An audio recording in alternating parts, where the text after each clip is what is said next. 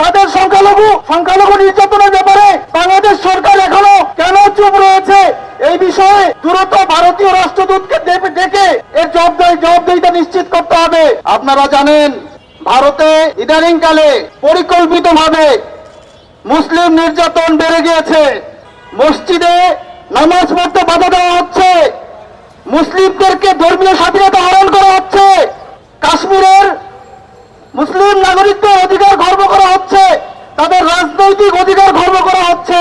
5 আগস্টের পরে বাংলাদেশে সংখ্যালঘু নির্যাতনের মেকি খবরে ভারত যেভাবে মায়াকান্না দেখিয়েছে, এখন বাংলাদেশ কেন এই বিষয়ে চুপ আছে?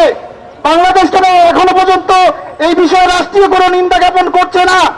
ভারতে মুসলমানদের কি কোনো দাম নেই? তাদের সংখ্যালঘু নির্যাতনের ব্যাপারে বাংলাদেশ সরকার এখনো কেন চুপ রয়েছে?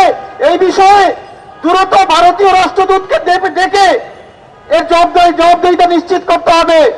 এ পর্যায়ে আমরা এখান থেকে পররাষ্ট্র মন্ত্রণালয়ের দিকে বিক্ষুব্ধ মিছিল নিয়ে যাব। সেখানে অবস্থান কর্মসূচি ঘোষণা করে আমরা এই বিক্ষোভ মিছিল সমাপ্ত ঘোষণা করব। নারে তাকবীর, নারে তাকবীর।